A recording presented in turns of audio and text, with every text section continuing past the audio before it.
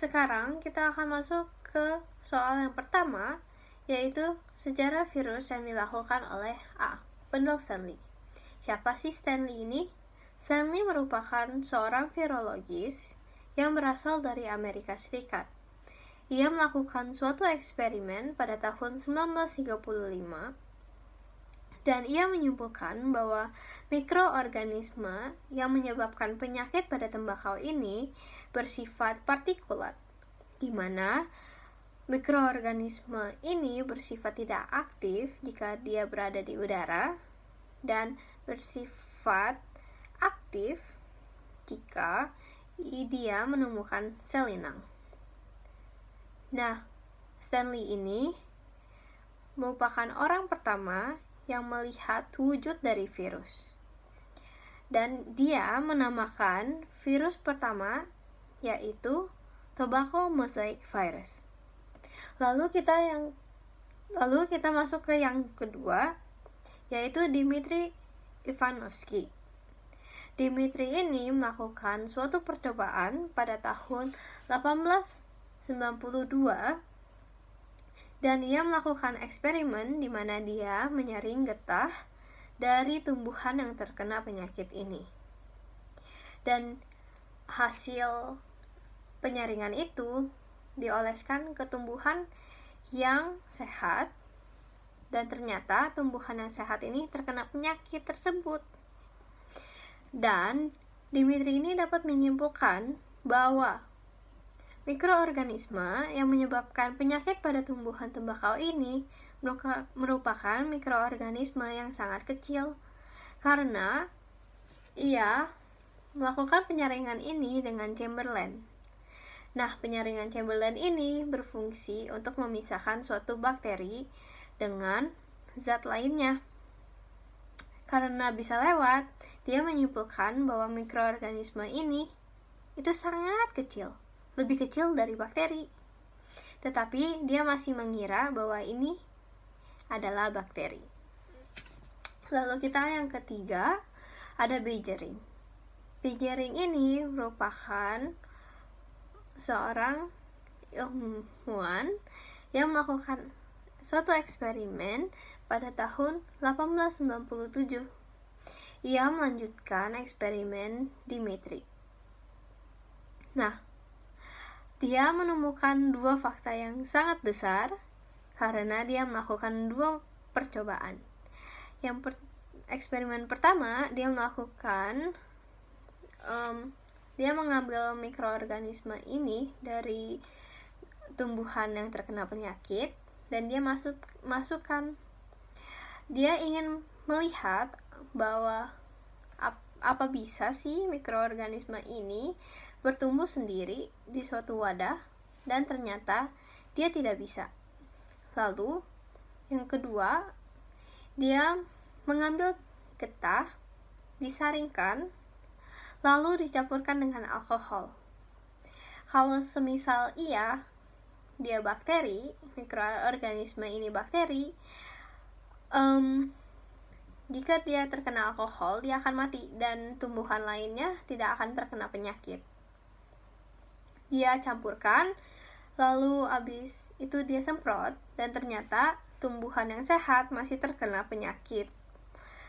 Dan dia dapat menyimpulkan bahwa mikroorganisme yang menyebabkan penyakit ini bukan bakteri, melainkan mikroorganisme yang sangat kecil, dan ia menamakan itu sebagai virus. Sekarang kita akan masuk ke soal nomor 2.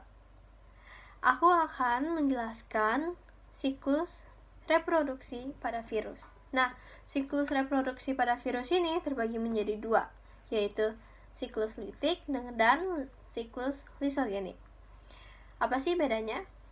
Aku jelaskan. Siklus litik itu ada beberapa tahap saja. Tahap pertama itu dia beradsorpsi, di mana dia akan menempel dengan sel inang. Lalu, dia akan penetrasi atau menginjeksi materi genetiknya ke dalam sel inang tersebut.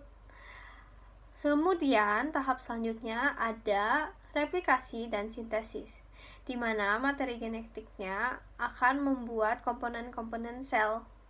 Nah, lalu ke tahap terakhir, yaitu tahap perakitan. Dia akan merakit dari sel-sel komponen yang baru tersebut menjadi virus yang baru. Lalu jika matang, virus ini akan keluar. Sekarang kita akan masuk ke siklus lisogenik.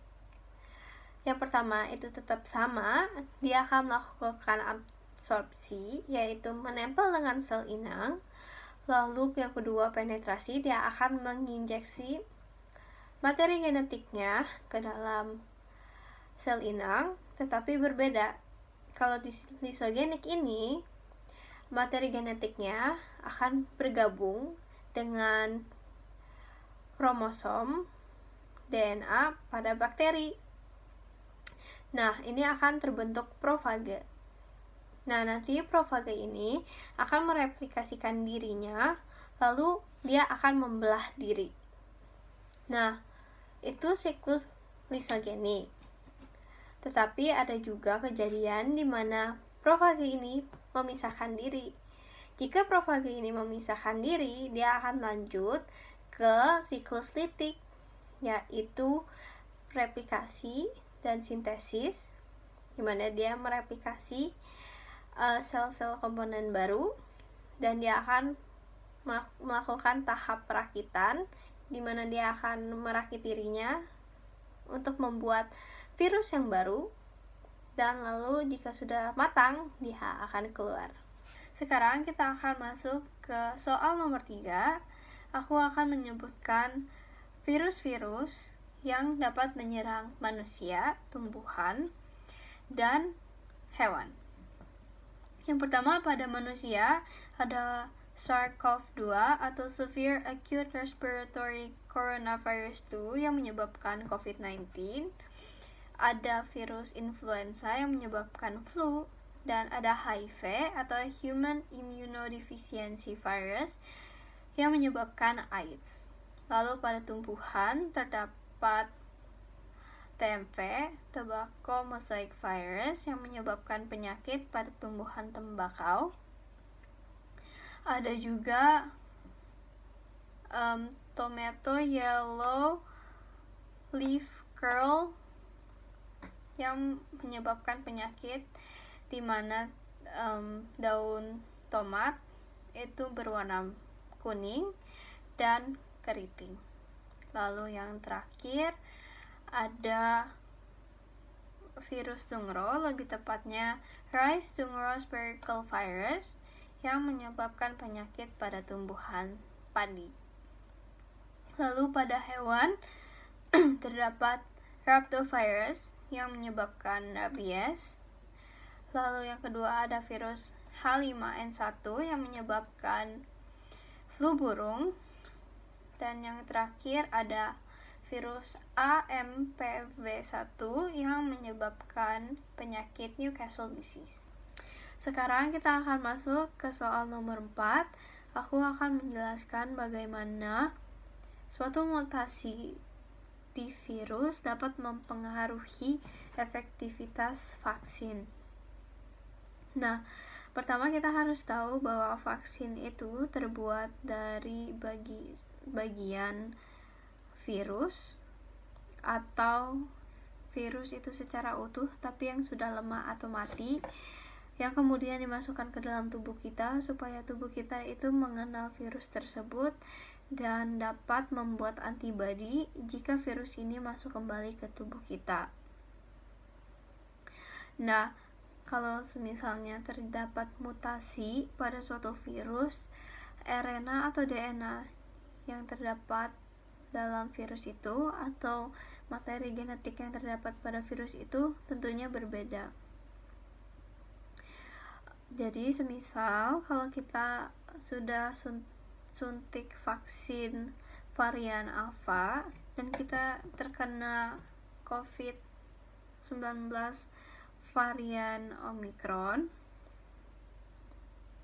tentunya efektivitas pada vaksin itu akan mengurang karena Omicron ini bermutasi